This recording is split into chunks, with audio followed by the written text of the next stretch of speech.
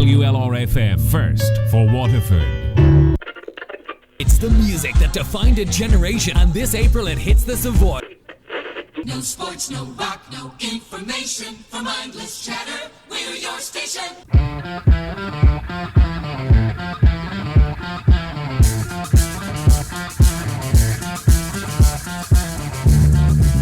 Hello and welcome to a very new show.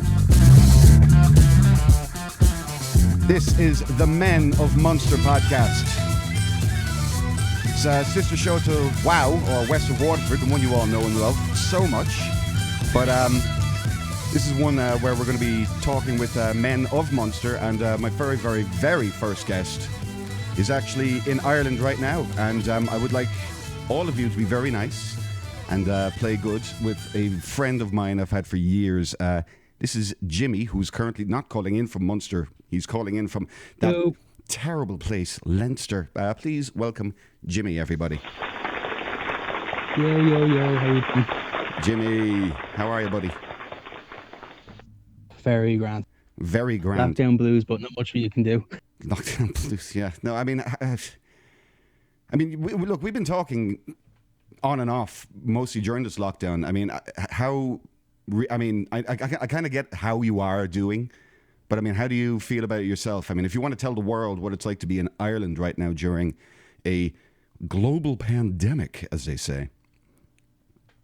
As they say, as is the actual bloody fact. Right. It's grand. That. Like, it's a weird sort of thing. Of you think that if you live in the bit, like I live in Dublin, loads of stuff around us, loads of things to do, but once it's kicked off and so much stuff ended up being closed, it may as well have been in the middle of nowhere. Yeah. Go for a wander, go for a stretch, but like, go where? I mean, what's it like if you go out in the streets out there? I mean, is there? It's a flip of a coin. Some days it's dead. Yeah. Absolutely like nothing. Other days you'd swear that they were handing out free pints. I can imagine that brings out the best. The best. But one thing I will say though is it's so bloody quiet that I can actually hear the river. Ew. Like there's so little traffic after a certain time because there's no restaurant clubs or any open stores open anymore. There's no traffic. Yeah. And you're able to hear noises going on the whole time. Just the ripple of the river. Ew. I mean, ripple of the river and animals, and you can hear people like chatting from 3 blocks away. Well, 3 blocks in Dublin isn't very much now, to be honest with you. Come on. No, but like sometimes you wouldn't be able to hear what's going around the corner with so much traffic, and now it's like this is true. I'm Daredevil. I do. I'm Daredevil. Big one, actually. Something that was always near and dear to my heart in Dublin. The heroin addicts and the druggies who are out in the streets. Where have they gone? I mean, they've got no homes of their own. Where are they gone? Same thing as ever. Like we do have a homelessness crisis at the moment where services are. Now there's nothing wrong. It's not down to the centres, that down to the actual institutions that are actually meant to kind of help them out, pull them out of get them into it. It's the policy that they have to run by is just so bloody busted, and of course because we have a housing crisis, that leads on then to a homeless crisis. So it's like one compounds the other. Yeah. Okay. When it comes to drug abuse, then because when it comes down to restrictions, it's the whole kind of thing of I can basically go into a centre and get looked after. Yeah. But everyone else is. I don't know. So and like if it's I'm a normal person going to a shop and I start identifying humans as threats because last year I was away, wear a mask, stay away from people that are showing symptoms. So it's like I'm targeting people as like high-level threats. You're targeting people as high-level threats. I mean, well, you've Terminator vision. Like when the person comes up, it's like my eyes. I don't even know I'm doing it. Instant snap to closest person. Like, where is he? Okay, he passed. And then I'm able to control where I'm going.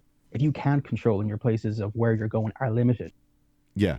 Okay. So like, I mean, if you're walking around Dublin, basically you're saying that your head's on a swivel, and I mean, from my experience, that's pretty much Dublin. Your head is on a swivel. I don't. There's this romantic idea about Ireland that it's this. No, that's what's mad. It is only as good, but only because of now. Only because of the last year. Never was in the past. Never, ever, You're ever. never looking over your shoulder with. I mean, come on. I mean, there's certain types around Dublin, shall we say, that you would look around, especially if you're on O'Connell Street or something. I mean, Grafton Street, I can understand. No. Grafton is like it's a high traffic area. There's a lot of tourists. No, I live only 5 minutes away from O'Connell Street. You're down in. I could throw a stone over there. You're down like near Hardcore, isn't it? No, not Hardcore. Sorry, you're where? Smithfield. That's right. Yeah, you're closer to the what do you call them? The courthouses. Yeah, the courthouses, Phoenix Park, the Spire. But like I can easily walk if I fancy going for a stretch. Like even now, if I wanted to go for a stretch at 3:00 in the morning, like tonight, I could. Yeah, I could walk for miles and then turn around and come back. Nothing, not a single thing would happen to me. It's during the day. It's just with the crowds. It's that because of the whole thing of anyone sneezes, coughs, or wipes their nose or anything like that, it's like you don't even know you're doing it. Or you just simply snap. The more I'm thinking, about it. Go on, put it this way. Yeah, it's kind of like I remember at the very start of this where it was everything was new. Yeah, and I went up to a cash register I don't remember what I was paying for, and I ended up kind of catching my own breath, and I was trying to stifle the cough. And it was like 50 eyes were staring at me like I had a zombie bite. But before it, I could have done that, and nobody would have even blinked. Yeah. It's weird, man. I mean, it's nobody ever really cared about the health of others, I guess, in social spaces before this. Until it starts to affect them. Yeah, but I mean, we should have. The fact that Brittany always brought this up, my wife, Brittany, of course, who is the co-host of the West of Waterford podcast. Go check that one out. But shameless self-promotion there. But Britt always made the point, the weirdest thing about this is the fact that we actually have to tell people to wash their hands. And it's like, shouldn't that be something you're doing anyway? I mean, it doesnn't take a pandemic to really hammer home that you should be clean. Yeah. Yeah, me and my mum were talking about the same thing.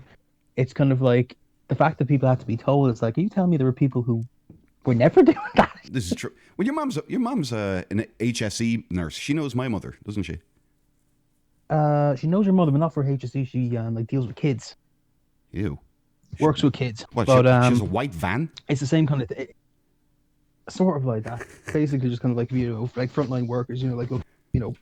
Help mind their kids and that with what's going on with nurse shifts and the like. Yeah. But it's the same standard.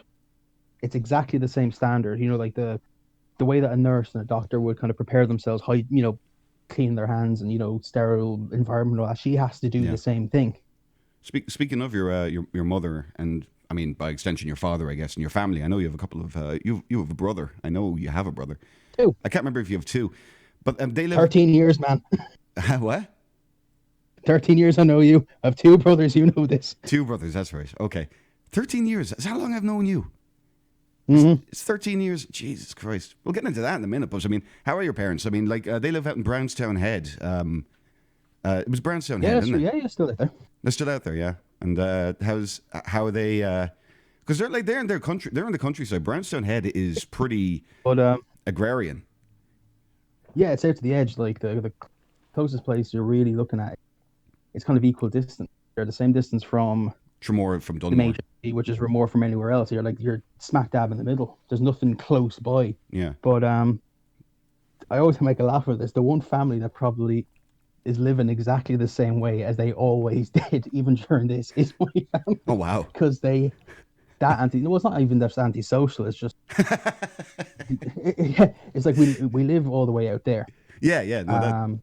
No, never a sort of thing of going to a pub or anything like that. Never a sort of thing of having dinner parties with friends over because of where we lived. So it's like there's only one pub out there that I know of, and that's near the bridge. When you come. Gone. No, that's gone. That's gone. It's gone. Gone. Oh, that place had a great beer garden. It did. Had a load of great things about it. Great place and all. Great situation of where it was and easy enough to get to. But that's gone. But when that went, their lives weren't affected at all. It's like we don't go there anyway. I think I've only been there once or twice in my life, but I remember really liking it. Speaking of which, I mean, like my mother, I remember distinctly that evening when you came over and you stayed the night in our place when I was living with my parents back in Tremor, and my mother was like, I was like, so who is he? And I said, his name is Jimmy Manton, and she was like, Manton. And she says, your mother's name wouldn't be her son, would it? And I was like, yeah, wait, you know his man? Throwing my last name out there, dude. Oh, sorry. Well, there's many of them around. It's a good, strong English name. So look, I put I put my name out on the podcast as well, but nobody can pronounce my goddamn name. Nobody can pronounce my fucking name in this country, and there's the first swear of the episode. I will be keeping that in. Okay, fair enough. now the floodgates can be opened. But yeah, nobody over here can nobody over here can pronounce my name correctly. It's really funny. It's like so. How do you say your last name? Mulcahy.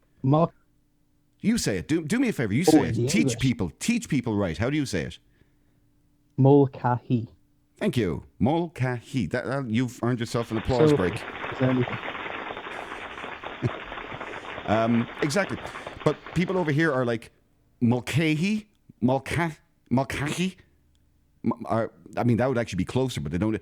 Got something stuck in your throat, like, yeah. They say it so wrong that I can't even emulate how wrong they get it, because I'm just so used to saying my own last name. So I usually, what I do to really mess with people is I say, okay, well, we can just say the Irish version, and they're like, oh, what's that? Oh, Velkach. And they're like, ugh. It's like, ugh. Go back to the English version. Yeah, it's the same thing. It's like, and it makes it even weirder when you start throwing in that every person with an English name or English sounding name here has an Irish translation.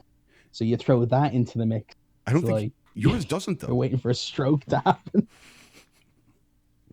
I mean, let's just think about it. The point I was actually going to make was that we actually did go to school together. We were both St. Declan's boys, weren't we? You were, but you came in. I think you were in St. Declan maybe 2 or 3 years ahead of me. Yeah, I was 2 or 3 years. I think you might have actually been in. No, it wasn't. It wasn't St. Declan's. De La Salle. Well, no, but did you go to school in St. Declan's? I did, but you went out to De La Salle, yeah. Right, and then you went to CBS, and then now it works. Yeah, no, I met you in the final year of Leaving Cert. I came back to repeat the Leaving Cert, and that's when I met you. You were a year behind me, I think. But you'd skipped transition year, I think. Whereas I did. Yeah, that's correct. I did the transition. Now, for anybody out there who doesn't know, transition year is an extra year that is kind of, how would you say, it's optional in Irish schooling. It's no, but kind of promoted. Depends on what you. It depends on what you want out. Exactly. But it's only optional in boys' school. If you go to a girls' school, it's compulsory. Really? Now that I didn't know. Yeah. Okay. Yeah, it's compulsory. You have to do it. Fair point. For some reason, I never understood that. Like, why isn't it optional there? But look. There's a lot of things in this world I don't get. Is it true? Rules that are just just don't make any sense. But I think you might have actually been in my brother's class in St. Declan's when we were in primary school. I think if you were 2 years behind me, no, you would have been just ahead of my brother, who would have been 3 years behind me. Zach, you know Zach. Yeah, he would have been a year behind me. Yeah, so you were 2 years behind me, and then you were a year behind, and I never obviously knew who you were. And the reason I met you was we were hanging out with the kind of the music heads in De La Salle. And we'd all go. Yeah, the metalheads, rockers, the skaters, and all that. Yeah, exactly. I mean, I was smoking at that point. When I was doing my Leaving Cert the first time, that's when I started smoking. So when I was doing the repeat Leaving Cert, we used to hang out at the bottom of the driveway at De La Salle, and we used to be smoking there. I don't know if you smoked at that point, actually.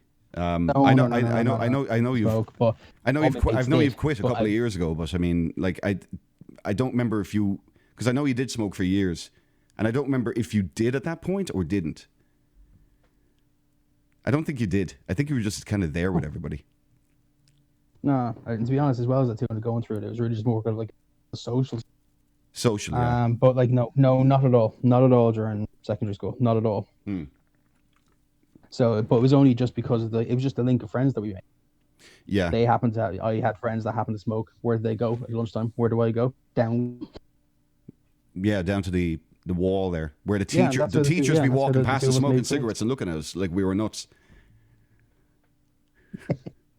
and then they were kind of like tarring me. It's just like, what are you looking at me for? I'm not touching it. Yeah, it's true. I mean, like they minding my own business. They were going down for their lunch at the pub. What was the name of the place? The Three Ships, was it? Three Ships. Yeah, they were going down. They're coming back to fucking teach students plastered half the time, I'd say. Brilliant. That's what was madness of where they were coming up. It's like you're giving out to someone for doing one thing. Where are you going though? Yeah. And we can't go in to see if you can't because we're underage. We can't even get into the pub to see if you're not drinking. So it's like, don't talk, don't look at you, don't even look at me. I never told you this one because I was in a repeat. I was in the repeat class, so we were all above the age of 18. I was 19, I think. I was 18 or 19. And so we were legal drinking age, and myself and a bunch of the guys in my class, because remember, we used to get those ridiculously long lunch breaks in De La Salle. It was like an hour and a half, yeah. So I think we went to, in our school uniforms, one of the guys, I don't remember who it was. I think his name might have been Jack. I think his nickname was Squirrel, actually. You might remember him. He was a nice guy, but I think he said, let's go for a pint, lads. And I was like, oh, actually, you know what? We're all above the age of 18. We all have our IDs. That'd be a great idea. I remember that. And then the next day, people were snapping of saying, like, De La Salle students in there, but no one seemed to kind of got the point of, there were De La Salle students. Yeah. But they're over 18. We were over 18. No, we actually went into Jeff's there in the Apple Market. Yeah. And we all produced our IDs. Now we're all wearing our school uniforms, and they're clear as. But that's what they got on. That's what they stuck on. Yeah, the uniform. It was clear as day, and the bartender was just kind of looking at us, and he was like, "Fair. All right. Well, I suppose you're above age." So he served us drinks, and we all like sat down, and then like a manager came over, and it was like, "No, you can't be doing this now. You can't be doing this." And he took the drinks and told us to get out. And I remember just looking at the bartender, who was kind of just, and I was just, oh my God, I think we've got him fired. We've fucked this. He wasn't. I don't think he was, but I think he got a damn sound thrashing, shall we say? No, he didn't even get that. No. Once people popped it, loads of people went down there just like, yeah, they are fair enough. But that's the same thing with, let's say, a person in a work uniform walked in. Yeah. It is, yeah. Is he over 18? Well, then what are you at? It's ridiculous. I think it was just a bad look because having school children. It was a bad look, but it wasn't illegal. By no means. Okay, no. fair enough. It's a school uniform. Are you over 18? Yeah. Are you legal? Yeah. Can you prove you're legal? Yeah. Yeah. Then no, I agree. Care about what clothes you're wearing. I agree 100% there. I just think I don't know. I shouldn't have felt bad about it, but I did. No, because your man would have. No, because what you felt bad about was your man, being roared at. But it's like, he did his job. He checked our IDs. He confirmed it. If we weren't over 18, he wouldn't have given us the point. If we weren't over 18, we wouldn't have tried it in our school uniforms. You wouldn't have even been there. Exactly. No, exactly. Yeah, I don't know. It was certainly a moment. It really sticks out in my memory. It's weird. It's like it's different priority. It's different ways of looking at it. Yeah. Where appearance beats substance. Yeah. And then considering after that, we spent most of our academic lives in the Dome Bar in on college grounds. WIT, yeah, on college grounds. How many? Literally, throw a stone and you're at the door of the pub. And it was like, so why wasn't it okay last year? How many classes? How many cumulative hours of education do you think we missed because we were in that bar? I'll say for talk education, miss. You speak for yourself. I only went in when it was either repeat lectures, early days, or there was literally an hour or two in the middle of the day. Yeah, absolutely. Which is the way they cascaded timetable courses that happened a lot. I do remember one specific time with you in the Dome Bar. I was supposed to be playing a football game that night, and you twisted my arm and said, like, a couple of pints won't do you any harm. And I was like, I'm playing football later. It was like, come over and have a drink. I said, no, I remember this. Yeah. I remember this because I was heading home because I only stayed for literally 2 or 3. But this is like 5 o'clock in the afternoon. Yeah, I had. And what are you sculling back? Jack and Coke. I was having Jack and Cokes. And I think I had 2 pints and maybe 2 Jack and Cokes. And I remember I twisted your arm. Yeah. Twisted that hard. I remember feeling on the football pitch later that night, feeling a little knock-kneed, very warm, and a creeping headache. My head was just slowly, you know when you kind of like, you stop drinking halfway through, like drinking, and you slowly, like, sometimes it's not all, but it starts to kick off. Yeah, it's like if you put yourself under strain or you haven't eaten right, you start to feel it creeping up on you. And I remember just being on the pitch and I was a goalkeeper. I think people just thought that was like, oh, he's got magnificent footwork. No, I was just like legless. little bit, yeah. I think we lost that match terribly, and I really am to blame, I think. There. But I just remember thinking, Jesus, Jamie, why you fuck? Why did you do this to me? I remember this. And then you came in the next day, and I remember I was sitting down to me lovely bacon sandwich. Yeah. Right before I left, and you sat there, and you didn't even say a word. You pointed at me. You just walked straight up, and you pointed at me, and me with the sandwich in my mouth was looking. I was like, what are you doing? What do I do now? And then you tried to explain it, and remember what was your man's name? Something Ryan, big fella. Oh God. Oh, Ryan Cunningham, Cheeser. That's it. It was Cheeser, yeah. He came up and he just looked at it, just like, did he bring you to the pub? Yeah. Oh my God! Oh, I forgot about him. He was great. I loved that guy. He was like ridiculously. How would you put it? He was like a total alpha male at 17 or something. He was like Mr. I don't know what he was. He was like Mr. Big out of Sex and the City or something. Don't ask me why I know that reference. But he was like a man at like 17. It was really weird. It was so weird for me because I looked up to him. And he was younger than me. I don't get that. Whoa. You back? I think I lost you there for a second. Yeah, I got you there. I don't know what happened there. It's all right. But yeah, you remember Ryan Cheeser. Yeah. Haven't seen him in ages. Years. Yeah. Last time I saw him was I was getting to Lewis, I think. And he was he actually gave me a call. He was in Dublin. He knew I'd be up in Dublin quite a bit, seeing Brittany. And he gave me a call and said, "You're not in Dublin by any chance, are you?" And I said, "I am actually. I'm just about to go get the Lewis." And he like, we met up for like 5 minutes, just hung out and chat. And he was just like, that was the last time I saw him. It was like, literally, he called me to see if we could hang out. And it was like, I think I was heading back to Waterford. And he actually made a point, like, even if it just meant for 2 or 3 minutes, let's just hang out and chat for a minute. And it was like, the guy is just cool. You know? Oh, yeah. Like, real kind of, you know, every person you meet, you're friends with them, or you're not friends with them, but you can always pick out one quality you like or one quality you don't like. Yeah. Can't think of one with him. Like, he was real chill, laid back, included everyone. If he had a chance to include someone, he'd do it. He'd ask it, regardless of their looks. I mean, like, I remember the way I used to dress and the way I look back then. Yeah. Compared to himself, and he just said, "Hey, do you want to come out with us? Come on." Yeah, he really was. He was all inclusive. He was a good guy, just a good guy, really. Just chill. Just wanted to get from life A to B with the less stress and the less aggro and the less bull, and he did. I actually do feel bad. I kind of let contact slip with him, but then again, I can't think of one person apart from you in college that I actually am truly in contact with.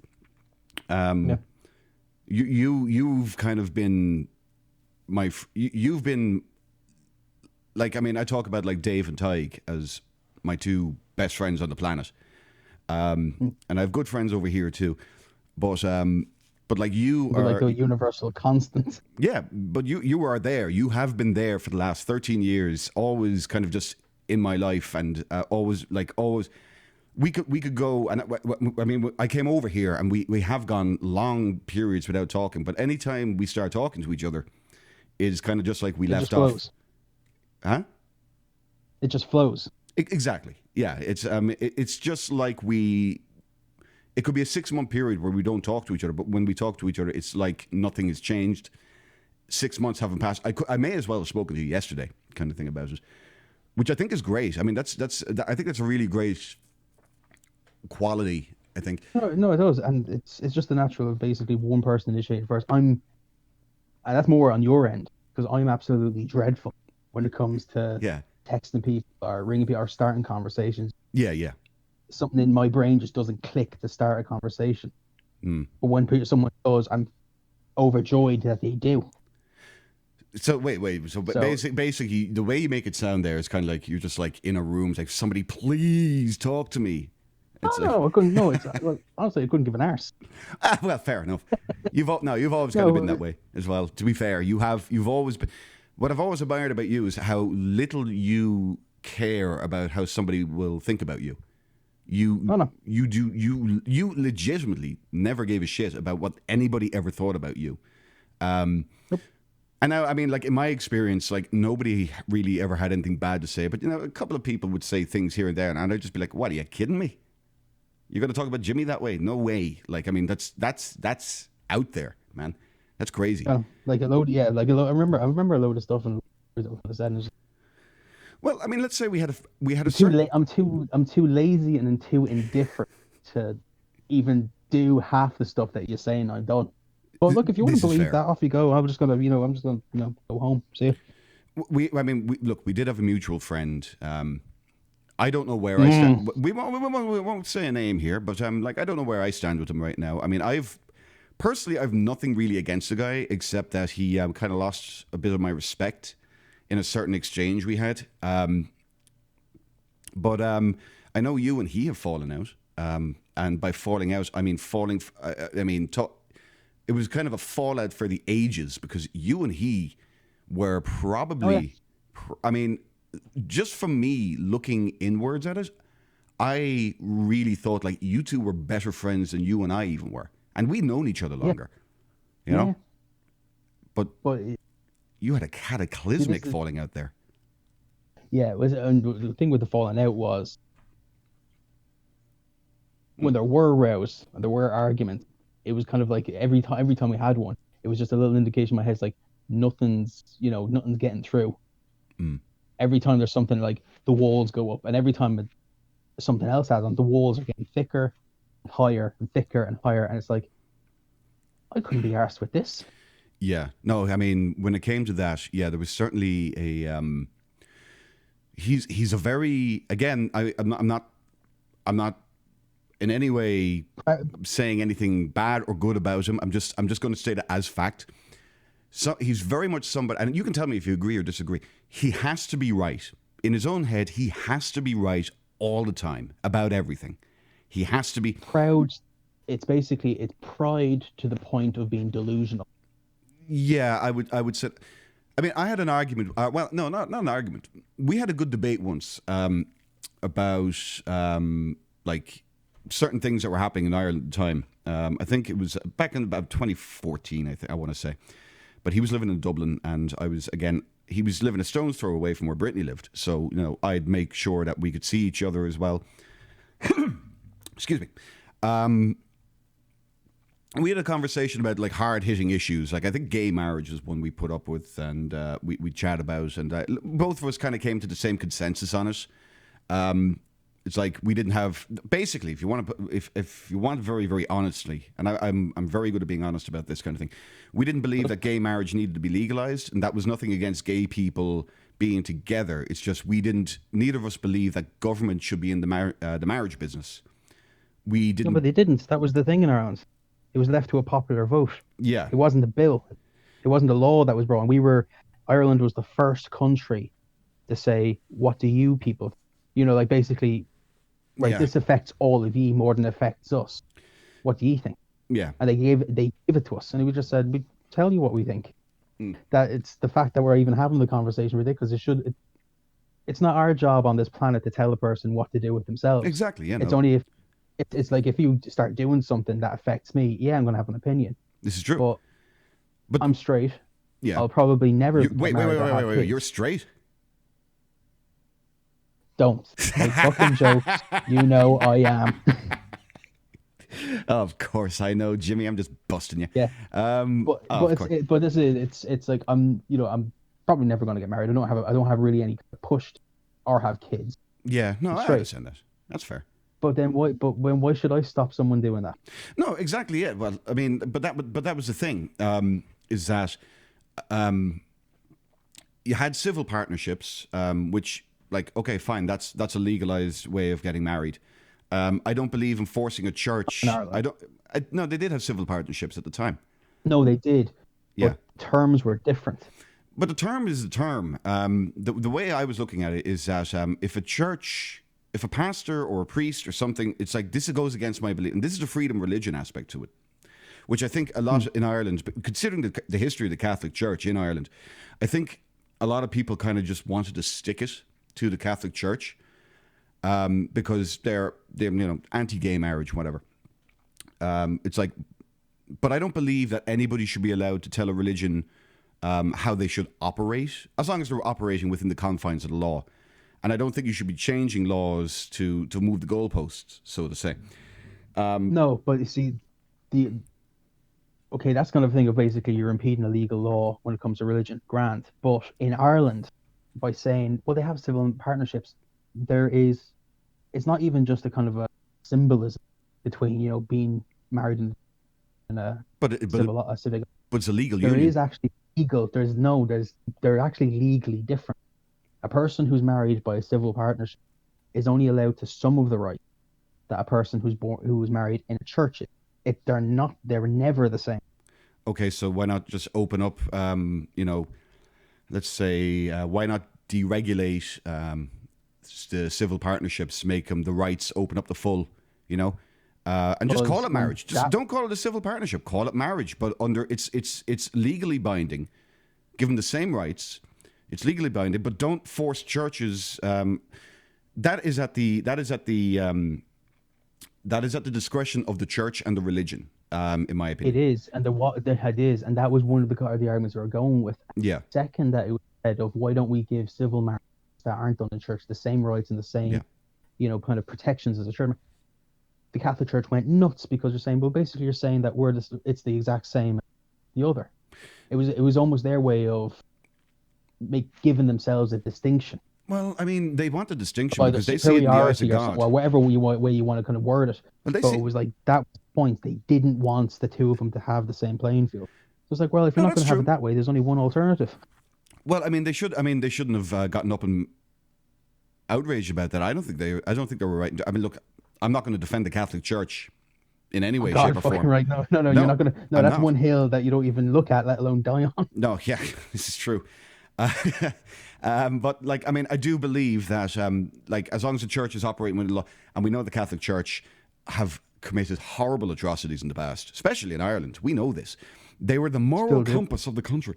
Yeah, such morality, little boys, those dead babies, those Magdalene laundries. Anybody out there who wants to learn, anybody out there who wants to cry for some reason, just, I don't know, you have a sadistic wish to cry. Read about Magdalene laundries and what happened to those things. You'll never be the same. You'll never be the same again. I know. You can pick any one of them. You don't even have to listen to all of them. Pick one. Just pick one aspect. Exactly. There's one that actually came up, and they're actually talking about this now, of kind of putting out release certain records, or even just create a database or a system for you to do it. But there was, there's situations where it came up to either children born out of wedlock or, some other reason. babies were taken. Yeah. Parent was told the baby had died, Mm. but the baby was adopted. Yeah. To some randomer, either in the country or across the ocean. Mm-hmm. But they had no records of where the child went. Yeah, it's. I mean, I don't understand that. I have a friend here in the States. I'm not going to say her name. They did it for money. They sold the kid. Oh, of course. They didn't do it for free. They sold the kid. It's basically slavery at that point. Yeah.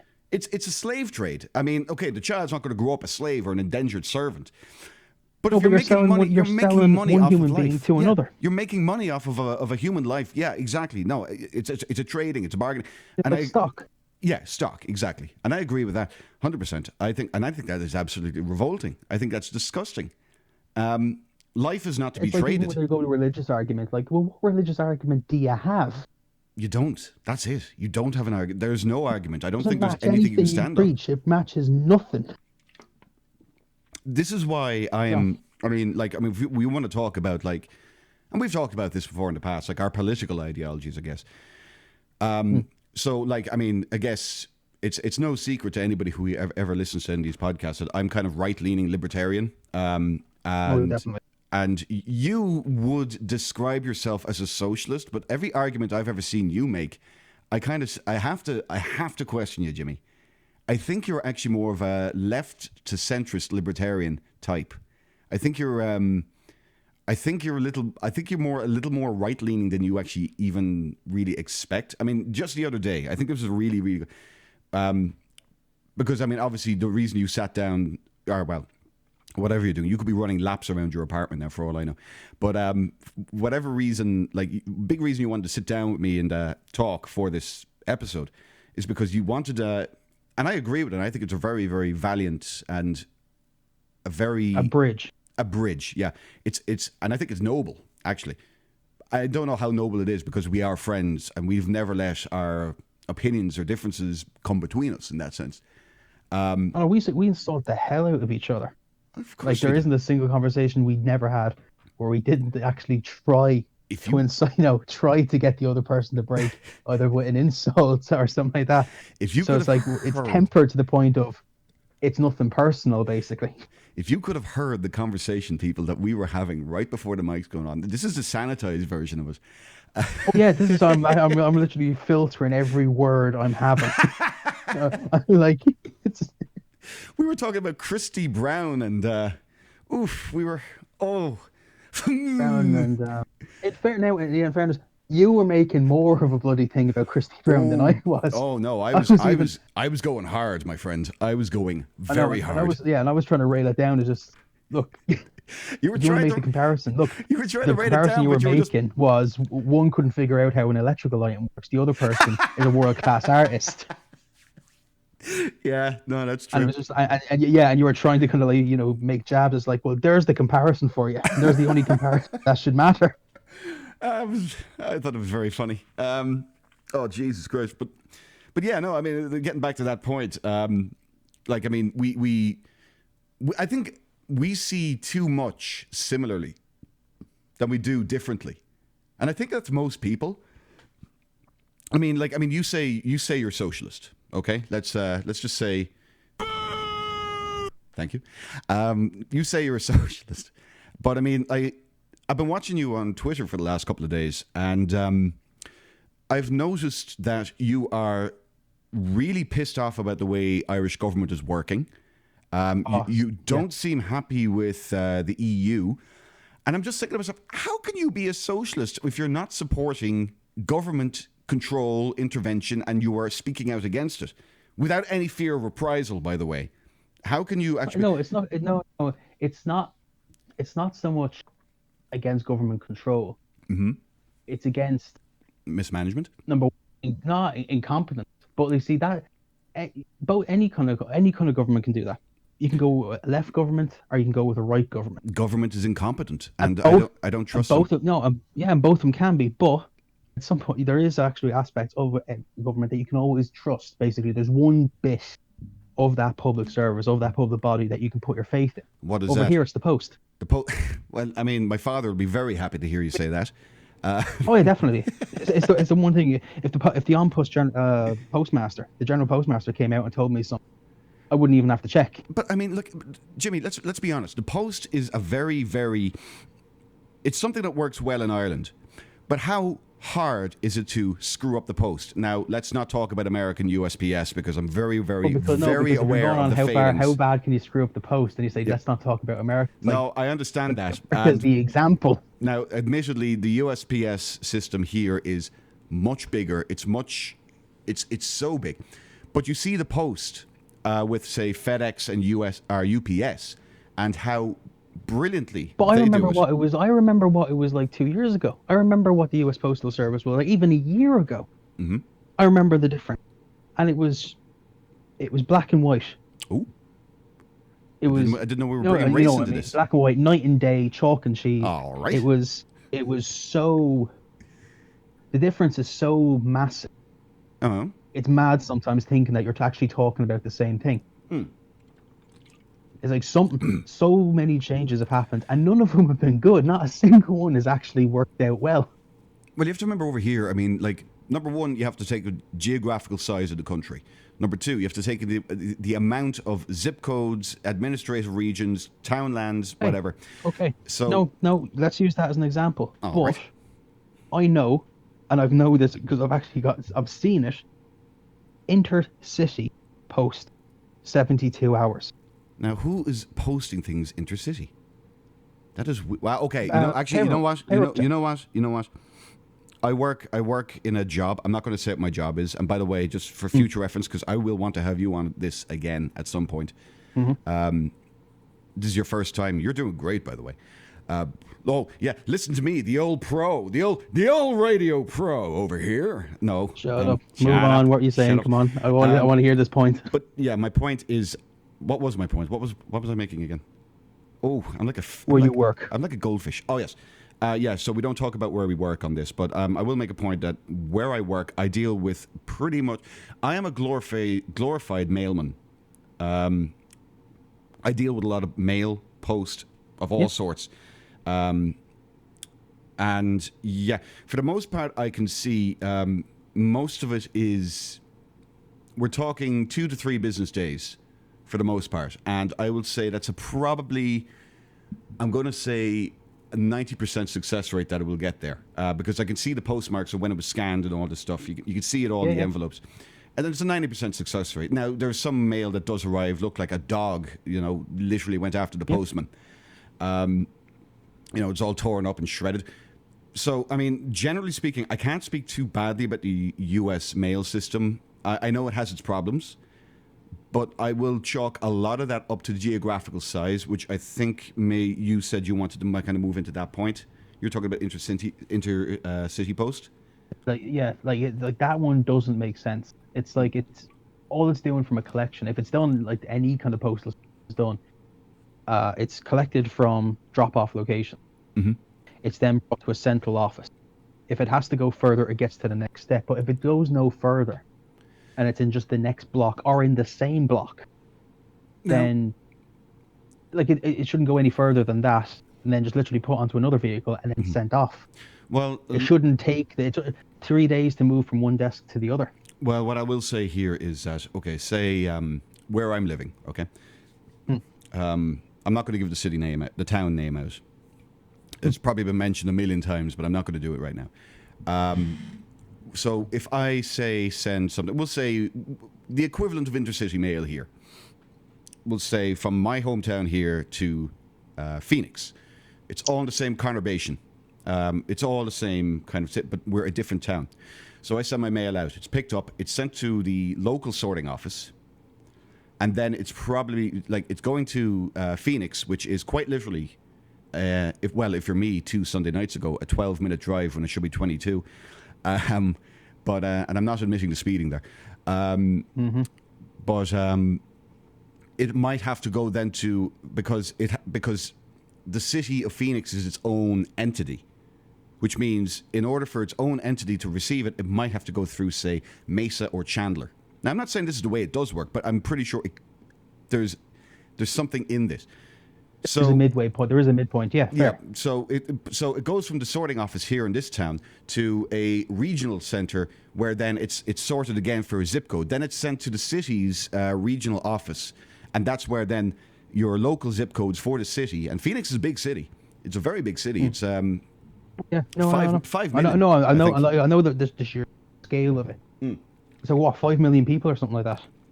5 million people in Phoenix, and I want to give you actually. That's the population of Ireland. I want to give you a visualization of something here as well. Driving from one side of this city to the other is the same distance between Waterford City and Dungarvan.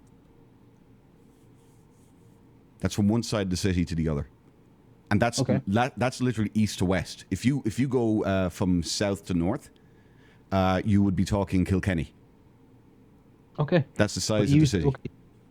Yeah, I know on scale, I know on size, but what you're missing the point is when you're going from where you are to Phoenix, you're still changing town, you're still changing city. Yep. But when you're in the same city, or the town you are now, if you were sending it through the post in the town you are now to another address in the same town, now 3 days. Now try to work it. Now there shouldn't be a midway point.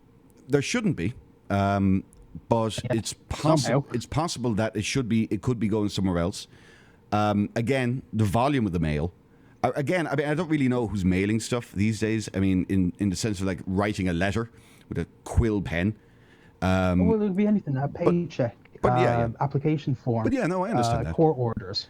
I understand that, but I mean, a lot of businesses. I know when I first came here to the States and I started working with them, and I could say this, Joseph A. Bank, which is a clothier's. I know that for the first 4 weeks, I think, I received my check while they were setting up my direct deposit. I received my check by, literally, it was a physical check, but it would come in by FedEx, and I would have it. I would get paid on the Thursday, and my check would arrive on the Friday. And that check was coming from Houston, by the way. Right. Now, but you're still getting that going from Houston to where you are. Now, that is a hell of a distance, and it was going by FedEx. Yeah. Same. And literally Drive overnight. The distance. Overnight. Well, it was flown, obviously, but it was coming exactly because of the distance. But like when you're talking a 40-minute drive. Yeah, and from its sending point to its drop, it's just like you can use all this thing of the best thing about FedEx, USPS, but the example you've just done, it takes you the best part of a day. You're driving in a straight line, hand delivering it. That's a day. I think the point from one point to the other. I think the point I just made is that a private business will do it better than anything government related. That's kind of my point. But that's what they're trying to do. It almost looks like they're trying to wreck it. Because I remember what it was like. I remember sending, call them gift packages, present packages. The ones, hampers, like hampers. You know a hamper, a box of goodies and snacks and all that kind of stuff. Yeah. And I was sending that from Dublin, Ireland, to Georgia, but through Georgia? The post, and it was a week, and that's the Atlantic Ocean. Yeah. Well, I mean, look. I love the way you're saying that's the Atlantic Ocean. Like this is 1492. And that's just one item, but you're looking at the volume that our people are doing. That it all has to go through the same point. If you're on the East Coast, it all has to go through one of 3 points. But even with if there's only 3 points, the volume that must be coming in through those 3 points for post must be massive. And yet it took a day in Dublin, a day going across. A day processing, another day then sent to the post office, and then another day then. But the distance between where that sorted was, I remember looking at the stats. The difference of where it was sorted was like Connecticut, and where did it end up? Georgia. Connecticut to Georgia, yeah, that's good distance. 3 days. 3 days. Yeah, in 3 days. And then what happened now is... What time of the year did you send it, actually? Just out of curiosity. Christmas, so it must have been either just before or just after. Do remember that weather can actually really take an effect on mail. So no, but that's what I was blown away by. It only took a week with post. at a time where it's Christmas. Ignore the weather bit. Let's say it's perfect weather during Christmas on both sides. You were dating that girl in Georgia, right? Yeah. Did you actually ever come over? Yeah, a couple of times. How did you like the Georgia area? Out of curiosity. I mean, I assume she lived in Atlanta, kind of. Where did she live in Georgia? So I know the switch you did there with the post. You've realised something.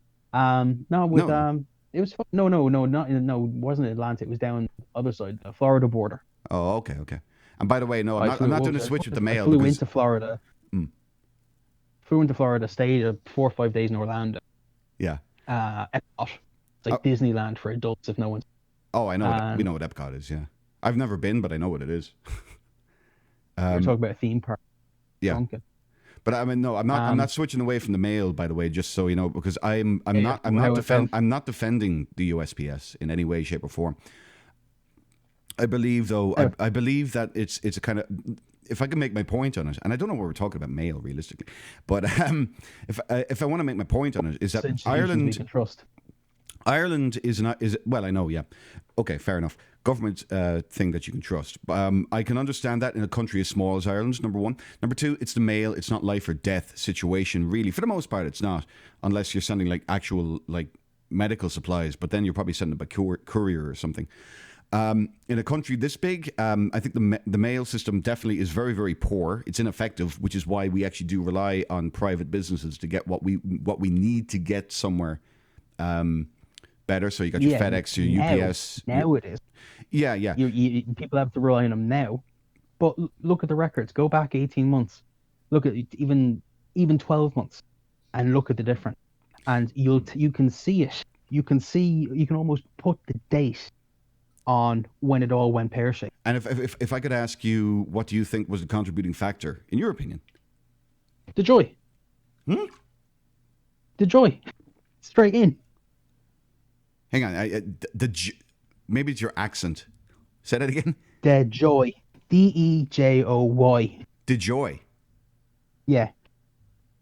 Because all of it happened. Literally, that's what I mean. You could put it basically on a date of when it started to go pear-shaped. And when was it? When he started messing around with it. He was put in and started messing. It was the joy. Look at him, postmaster. U.S. Postal Service postmaster. Oh, okay. Look, I'm going to be very, very bluntly honest with you. I don't really pay that much attention to the post. Unless there we go. So you're trying to make example. What I'm trying to do is just like, I mean, like coming from what I like to do really is like just coming from a point of like, I mean, you bring up a good topic, and I like to be able to just kind of. I'm not saying you're right. I'm not saying you're wrong. I'm just saying I'm just really, really interested why you know so much about the post. You really have too much time in your hands. I absorb information. So do I. But I mean, no, I mean it's fair, and I'm actually interested. I'm learning from you.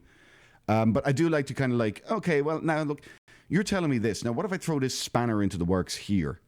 And you know what? For the most part, you're getting around that spanner, and the engine is still chugging. But then again, like I mean, I understand with them. I've never once tried to defend the USPS. An Post, I think, in Ireland is, and my dad is a postman, and he's worked for An Post for the best part of 28 years, I think. And I know it's a good system. But I mean, like, I think it's an easier system. That's all. I think it's an easier system to really run efficiently over there in Ireland. That's you also have to remember, my opinion. It sounds like, if you use the post and that it's only stuff within a country, and you use it at that, it's like, oh yeah, well of course it's easy. You've only got 4 million people. But the thing as well is you have to remember is because Ireland's part of the EU, there's no custom. Yeah. At all. Yeah. So I can send stuff from to the other 26, and then the other 26 can send it here. Nothing slows down. I can actually shift something from Dublin to, I actually remember this, Budapest in Hungary. And what was travel time? 3 days. 3 days. That even sounds a little slow to me. That sounds very slow, actually. Post service. Well, I mean, post service. Well, yeah, post. But the customs. But like, I mean, An Post isn't dealing with the Hungary post system. No, it's not. Yeah. But it's the fact of how messy that there is might that be. there is that capability. Fair enough. Like even though there's no customs, each one has got their own basically policy and how it's how a system is flowing within their borders. When it times or checks or whatever. But every single one of them is sorted basically before the item even gets there. Yeah. There's a set and it sticks to it. All right. But that's because because it's worked. It's basically, if it's not broken, don't fix it, because then you'll break it. Well, yeah, but that's everything. I mean, like, let me. But the thing you have to remember is why I'm throwing out your man's name and why it's only the last year, 18 months. Well, if you look him up and see where he's actually got stakes, he actually has stakes in Amazon and UPS.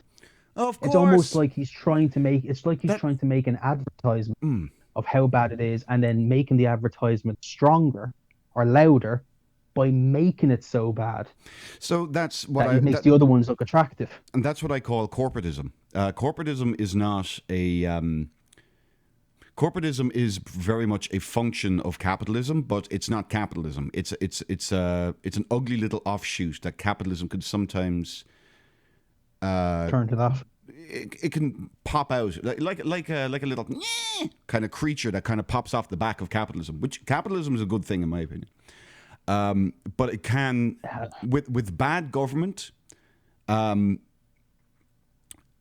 corporatism rises. I think it's intrinsic, and then you end up in a corporate state. And actually, corporatism is more akin to socialism, which then leads on to communism, all that kind of thing. And it's basically a use of capitalism to get power, control, centralize power, construct that kind of power base, and then usually, and this is what you usually see about that kind of thing, is that they'll always say, well, capitalism led to this. Capitalism is bad. And it's like, well, no. That's the difference between capitalism and socialism. If you're saying that use of private entities and private companies, of corporatism, which ends up leading to socialism. Socialism is particular about not putting interests and not putting responsibilities into a crowd that are only in it for the money.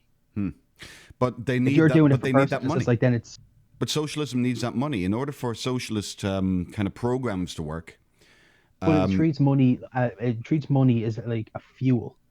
Yeah, but money is. It doesn't treat money as a furniture. Well, you know what? If people want my money, they're going to pay extra for it. They're going to pay me to give them money. I mean, like, you're not entitled to what I earn in any way, shape, or form. Big reason I don't believe in like the federal tax system over here. I think that should actually be. That's mental. I can't. Yeah. It's not so much. It's the way it's structured. What entitles? Let me put it this way to you. What entitles anybody, government or anybody, to take 12% of what I earn from working? What at all? I say, yeah, but I say to you then. All right. Is the way it should be used. You see, that's what the problem with it is like it just looks like it's just taking money, but you don't see anything that comes out of it. They take their 12, they take their 20 or whatever, and it's like, well, why are you taking it? Because I'm not seeing anything, in the area. Like I don't see any kind of benefit. Well, that's your local taxes, and that's why I would be big. It's the use rather than the act. Nobody can use their money better than I can. Nobody can. My money, I know best how to use it. If I want to, now the way I would look at it recently, this is what I kind of came up with, like the flat tax idea, I guess.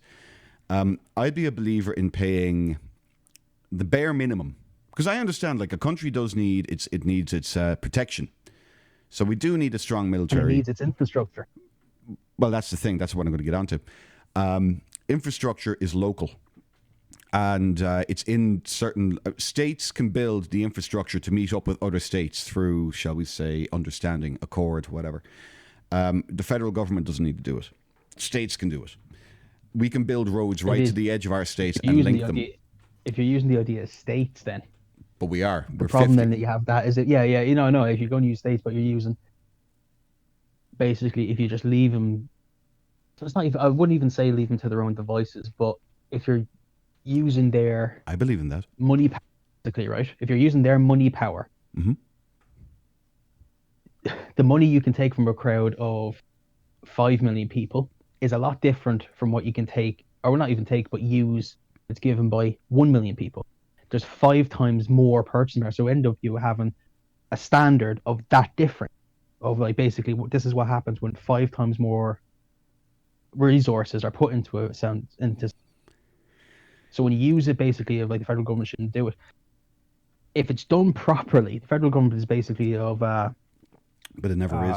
Never will be. That's my sticking point. I wouldn't even say it's not even like ration. It's not even like a canteen. It's like everyone's got the same shot. Because if you put two states together, take California, and then take anyone else, pick any other state. Arizona, it's right. We're bordering each other. Keep it How easy. many people live in both places? California is what? We're talking about total. What's the total population of California, actually? Arizona is about 8 million, I think. Mostly made up of the Phoenix metro area. Let's see, California population. Just under 40. 40 million, 39.56 million. What's the Arizona? Just under 40. Arizona. Right.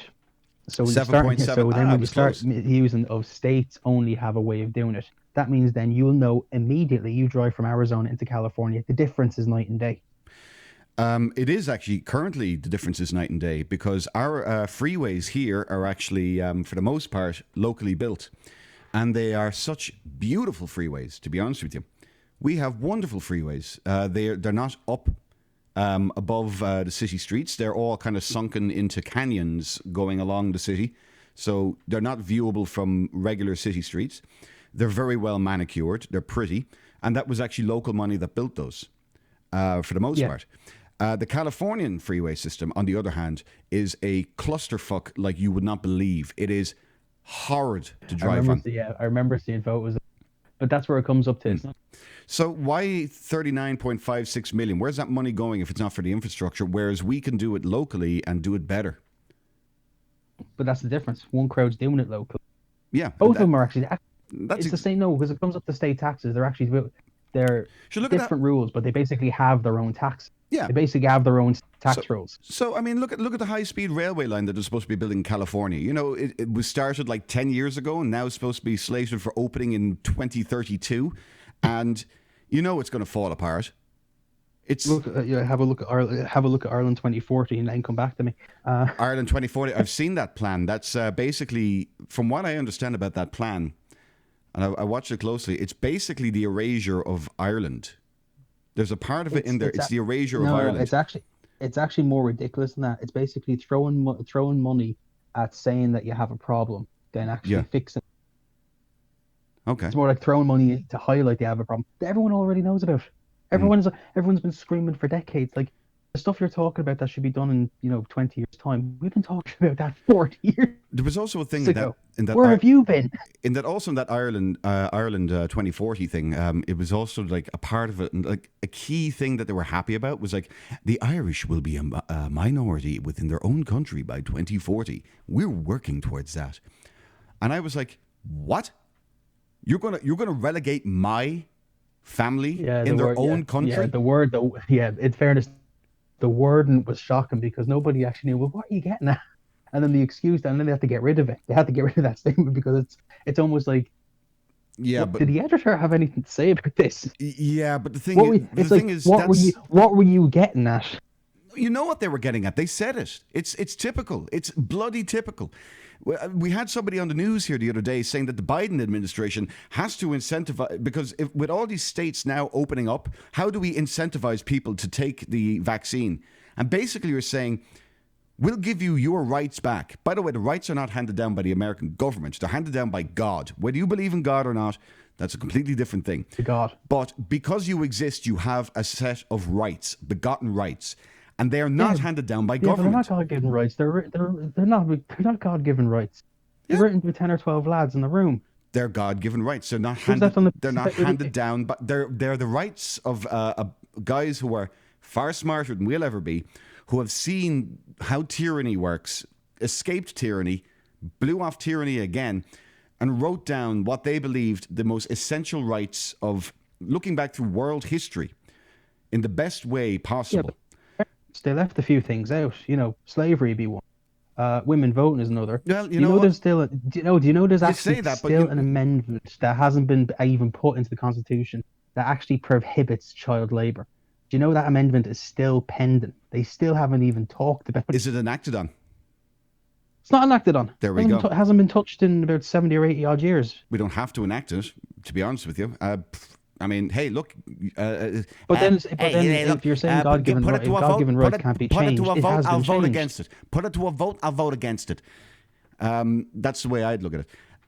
It's been amended 27 times already in its history. So if it was God-given and God is meant to be perfect, then obviously he's made a few mistakes. Government screwing up. And you know what? Look, if they're God-given, whatever. Slavery is no longer legal in this country. We outlawed it. It's gone. This is the newest country. Had existed the least amount of time in its conception for being a country. It took 100 years. It took 100 less years than 100 from years. when those rights were written. Okay, so how long did it take? 100 years. How long did it take Great Britain to abolish slavery? Thousands years, probably. Something close to that. Definitely around 800 years. I mean, they certainly were oppressing the Irish hard enough well into the 20th century, weren't they? They were. It was actually before that. It was actually before the American Civil War. Give me an African country that does not practice slavery. I'm sure you can give me a few, but I can give you a few more that will practice slavery. The African slave trade is still a thing in this country, in this world today. You can't hold America to the same standard as it was on its foundation. It was founded over 200 years ago, and it's made more progress and brought more people out of... because that was the saddest thing, that countries back then were doing it. What I can hold its merit on is it took so long. It took so long. It took less time from the conception of this country to do... We fought a civil war over it. Most countries don't actually fight a bloody civil war over it.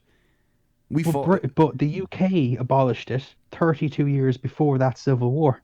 Okay, but how long more has Britain lasted in the world? Britain has been a thing for far longer than America. Yeah, that's what I'm getting at.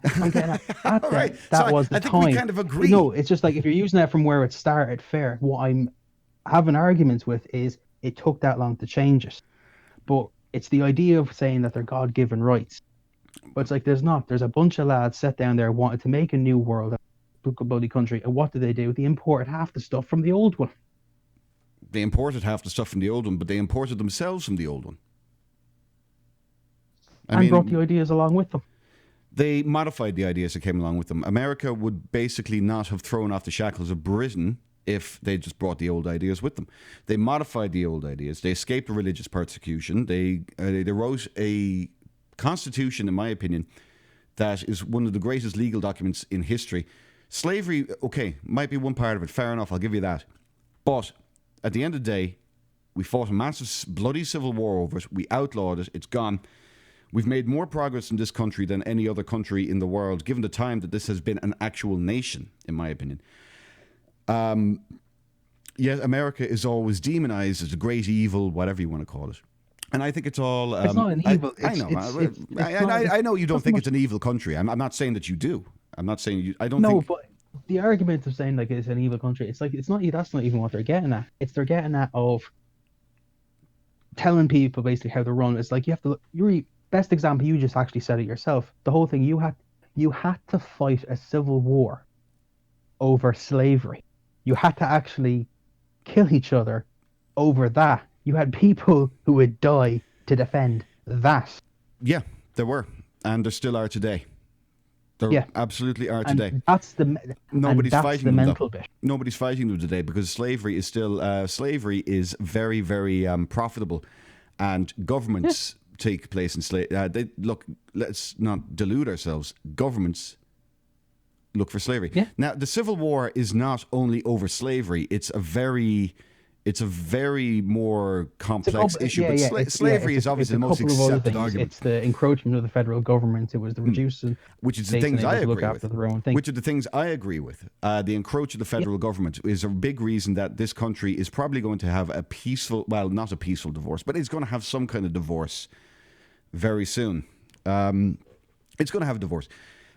We're already at this point now. Saying that for years. Look, and I think it's going to be a good thing, really. I hold no values that a person from California holds. I would closer align to the sovereignty of each state. This is the way I'd look at it. I don't even think 2 blocks. Now, I know that the other side, the counterpoint of my argument would be probably saying that they believe in a block. Because you always need people's money, so we need as big a block as possible so we can tax as much. Yeah, I would say that I had this argument there the other night. Like a friend of mine was trying to tell me, like, California, it makes the most GDP, and I said it also has the most deficit. And he didn't seem to understand that doesn't matter how much money you make, if you spend more than you make, you're in a hole. He didn't seem to understand that. California is. Yeah, it has probably the biggest GDP in the country. What does that matter if you're still a couple of hundred million in debt? Because you completely mismanage the money, and nobody wants to continue making money just so you can see it go into a black hole. What year are you basing the deficit on? Is that this year's? Recently, California has been, yeah. I remember seeing something. Do you know what the projections were before? Projections. COVID hit. Oh, right. What were they? Do you know what 5.6 billion surplus. That would have been good for them. But they would have. But what happened? That's COVID. But that was the prediction. But that was a projection. Now, what would they spend? No, but that's what would have had left over. A surplus is what they would have had left over after they spent. They would have. You had to put in business support.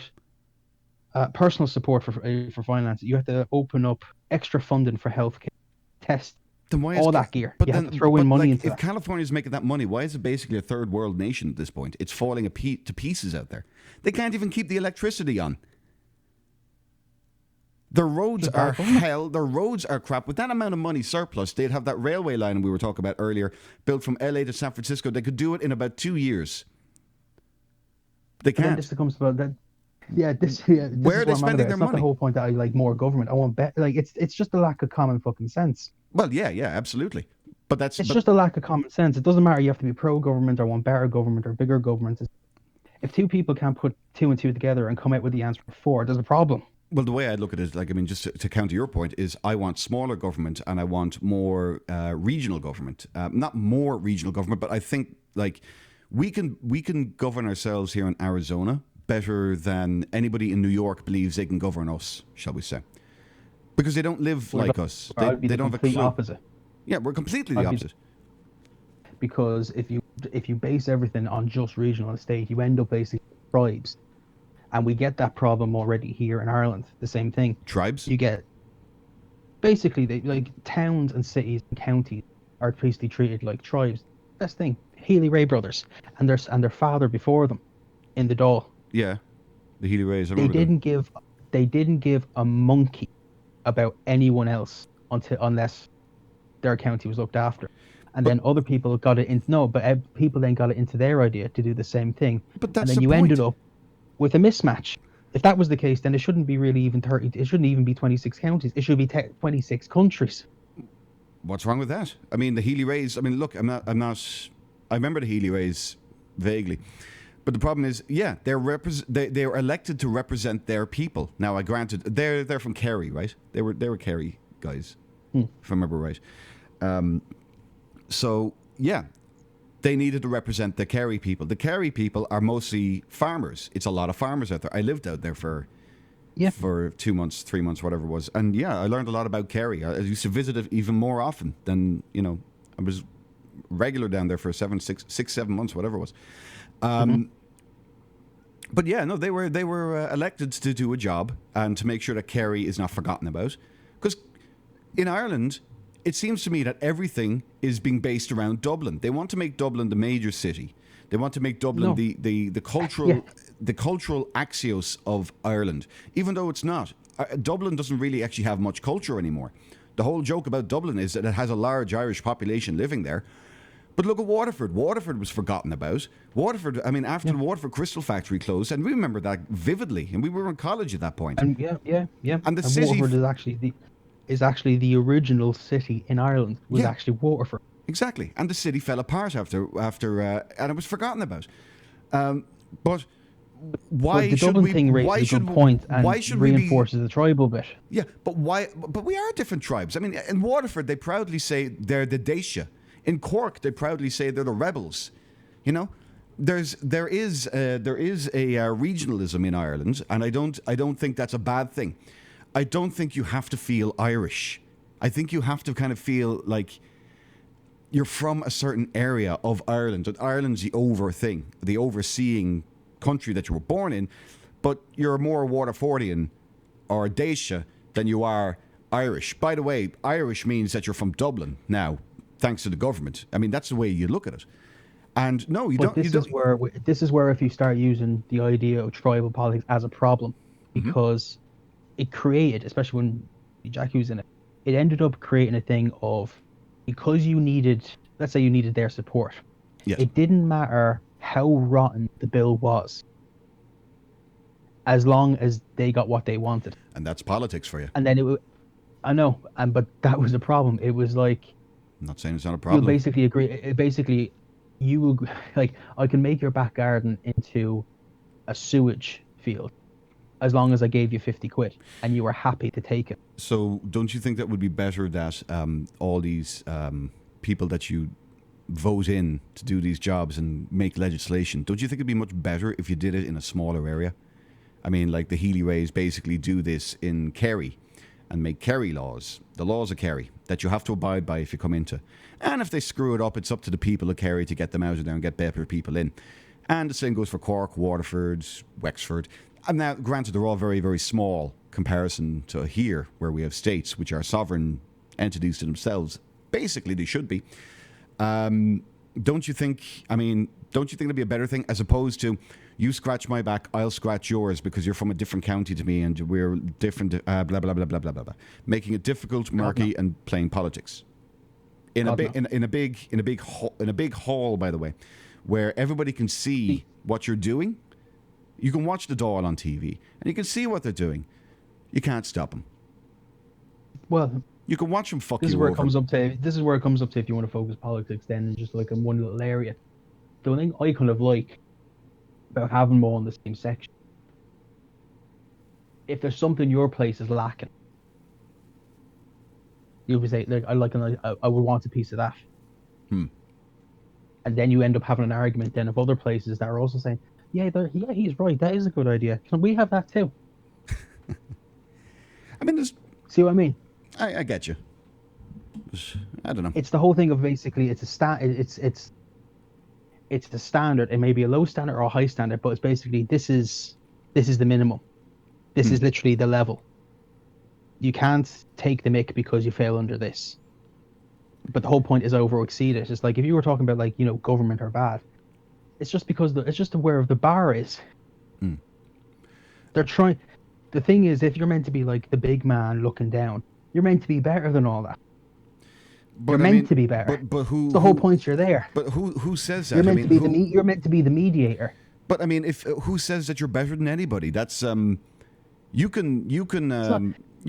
It's not better. It's not better as in a superiority thing. It's not better as in that. It's just you're like hold yourself to standards that that you expect other people to. If you tell somebody all the way through their life that they're better than somebody, and you make them believe that, and then they begin to believe it. No, but see, that's a superiority thing. That kind of better. It is, but I mean, that's the problem with humans. When we put people into that position of power, they just naturally begin to think that. And we see that here in the States all the time. Look at Gavin Newsom, Cuomo, those guys. That becomes then the standard of person you get in there. It is the standard of person you put in there. It is, but it's very easy. And that's created by basically I'll do this favor for you if you vote for me. Yeah, but it's very easy to be that person anyway, and then just pretend you're somebody else. And we see that all the time. Hey, I'm a great guy. Vote for me. Then you get in well, business as usual. Does then, exactly. That pothole, that sort of pothole politics. I'll fix the potholes outside your front gate if you take me your vote, grand. And what you do is then that poison just basically goes up. If you stick with just regional, guess what? You're living with it forever. I think you've got that mentality over and over and over. I don't know. Because then when you show them, because when they actually do this whole thing of basically I'll do favors for you, and they go up into a place where they're meant to be making big favors for people, they fall down. They either fall down, or it turns out they couldn't be bothered in the first place. So imagine having that, where they are really accountable properly to their neighbour, and that's the standard they have to be getting to up there. How many people are in government? How many of those people have been in government for more than 10 years in Ireland? Now, that's a big issue we have in America. Oh, Jesus. Oh, yeah. Career politicians. Career politicians, yeah. Why is the president under terms and you're not? Oh, absolutely. Absolutely. That is mental. I don't get that anywhere. This is very true. We're allowed to pick him, and if we don't like him after 2 years, we can't stick with him. We get you should technically get a fresh face every couple of years, a fresh way of looking at set of. You shouldn't be getting a fresh face. No, you shouldn't be getting fresh slate, or you should be getting somebody who's actually competent to do a job for, knowing that they have amount of time left to do this job. Yeah, but that's what I mean. Yeah, that's what I mean. You should get it, because if you end up getting a person who just happens to be able to fix the right potholes or fix the right streetlight over and over. I will fix the potholes in government. And over and over and over. Yeah. I think we can kind of agree on that. Do you imagine? Do you know when it comes up to these when it comes up to, if you were able to push politicians down and go for voting them, and you had a limit of people, how many people could vote? Let's say each was there 50 states, have the Senate, Congress. I don't understand the idea of districts. I never did, because it just doesn't make any. Like, we live in the same city. So the idea of changing one street to the other, dictates everything. That's all. That's mental to me. That's all again. Governmental ideas brought up probably by wackos. I don't understand that either. It's mental. But the best idea to do it would be, how many states are there? 50. Right. I thought you were asking me there for a second. No. 50. Yes. You get. And then what are the two dominant parts? If you want to keep it as just two, so in America's case, Democrat, Republican, each state picks one. That way, it's straight down the middle. You got people who don't agree with the Republican guy, has their voice heard, and the person who doesn't agree with the Democrat guy has their voice heard. 50 straight down the middle, and constantly keep it at 50, 50, 50, 50, 50, 50 forever. Change the faces. Change the names every 2 terms, 4 years each. Keep it the same as the president. Change it that way. Just leave it at 50 the whole time. That way, they have to talk to each other. They have to negotiate. They can't just bulldoze. So if you're talking about that, you're also talking about nothing being done, because the problem is, once you get in there, and I could see how, with term limits, that could mediate it. Simply, that could. But bad ideas are bad ideas. Have to prove it. Bad ideas are bad ideas. They're always going to weed the way in. And when it comes to strict party line voting, like that kind of stuff, it goes straight down the middle, and it doesn't go anywhere. Nothing gets done. But the idea of having good ideas, but that's the thing. Good ideas that come in, but good ideas come in then. And no, people don't see it. That's the problem. People don't see it because there's always disinformation being There we go. Like they're talking about recently, it's like Republicans didn't vote for the COVID 1.4 trillion plan, whatever it was. I was like, yeah, we didn't vote for it because it was full of pork. We wanted 3 things to be taken care of, and you put in 40 pages or whatever it was, and you're sending money overseas for. They actually sent money overseas to Iran for gender studies issues. Like 40 million again or something to Iran. I remember what exactly was the number was. But was the majority of it good? No. You're Was sending my there anything in it you agreed with? No, from what I saw, absolutely very little. No, I didn't even want a $1,400 check or $600 check. I earn my money right now. I don't need this. Because you have the advantage of actually having a job. I don't. I lost mine because of COVID. Fair enough. I lost it, and that's fine. I'm sorry. I didn't even know you had lost your job. When did this happen? This must have been new. October. Oh, I thought you were working from home. Not really, on and off, but like that they couldn't even keep that going.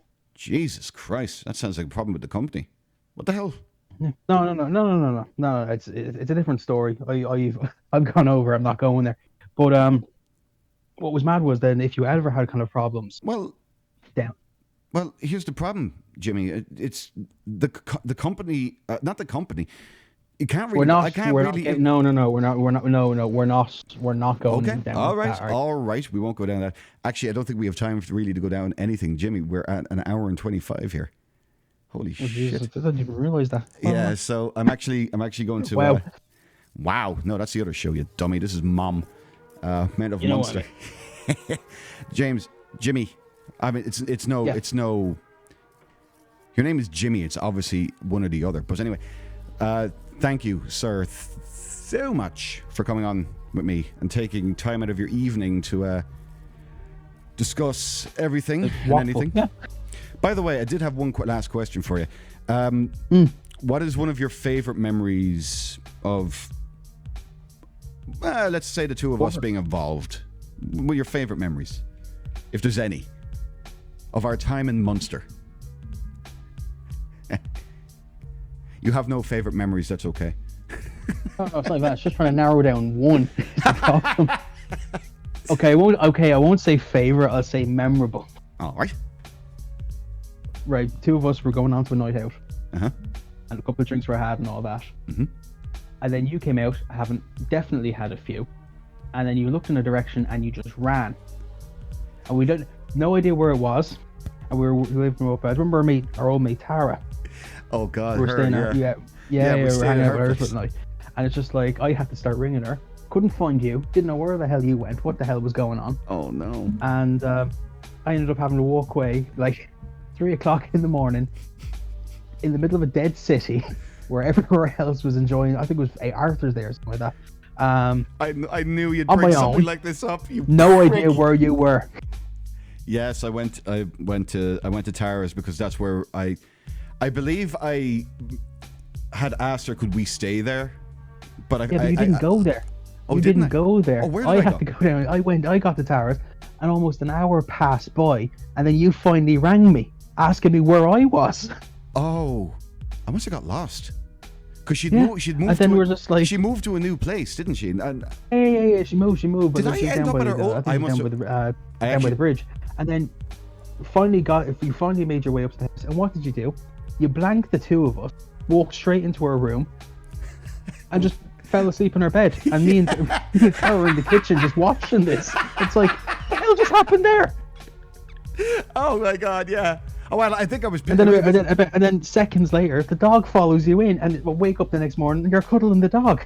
Yeah, I mean, yeah. I was the two of us had to fucking sleep on the couch. Yeah, me in the armchair, her on the couch. It's like, do you want to wake him? You wake him. I remember. I don't remember exactly where I went. I think I might have went to her old place and gotten lost, and then had to call you because I think I was a bit stubborn.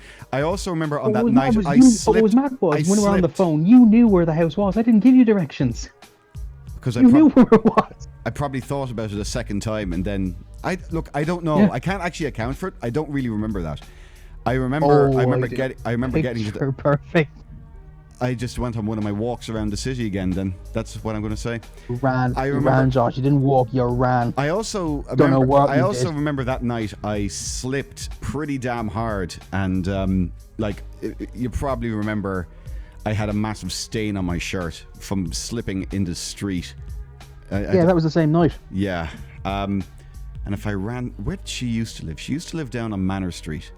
But where we were was on the corner of Manor Street, and you ran in the opposite direction.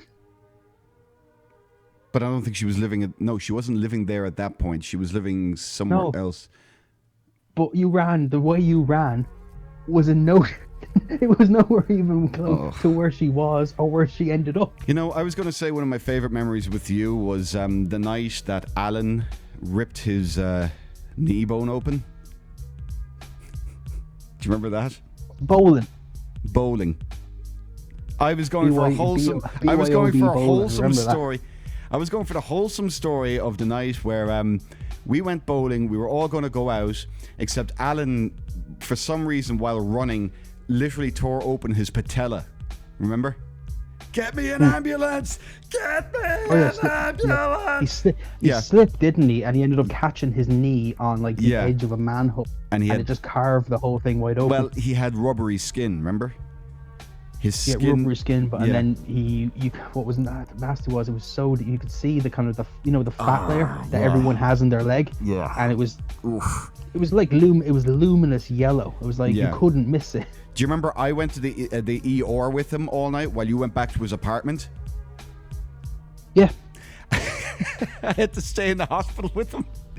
Yeah. You went back to the apartment. I got back to the apartment. I had an exam the next morning, so I didn't want to go out. That was the day, and I didn't want to go out to town with you, lad. So Alan gave me the card because I seem to remember. I seem to remember getting back to the apartment. We continued drinking some whiskey or something and watching. I think we watched Alfred Hitchcock's Rope, which was on TV.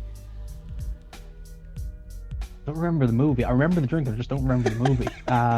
But I do remember. That's actually funny enough. That bit with the movie is the one part of that night I don't remember. All right. But everything else is just holy crap. It was just it was mental. Right. So I think that's going to do it. Thank you, Jimmy, so much, buddy. No harm at all. I'd love for you to do this again. Yeah, definitely. Whenever you're ready. You know, at this point, I'm not doing anything, so. Yeah, true. Oof, we won't go down that road as you asked. Yeah. No, don't. I've accepted that at this point. I'm not picking at that scab. Yeah. Well, look, I mean, I hope the best for you, and I hope to get over again soon. And when I get over, like, we'll definitely meet up, go for a few pints, catch up in person. Been too long. What can you say? I've been here 5 years. But I think that's going to do it. So thank you very much for listening to the Men of Munster podcast. It was a great time. Thank you for having me on. You are more than welcome, my friend. And if you like what you heard, share, like, subscribe, hit that notification bell. Jimmy, share it on your Facebook once it comes up. I'll send you the link when we're done. But this will be it. Yeah, we'll do it. No problem. Thank you, brother. And to you, the listener, we'll see you later. Bye-bye now. Sure. And Jimmy, you can mute or hang up if you like. Whatever you like, man. Cheers.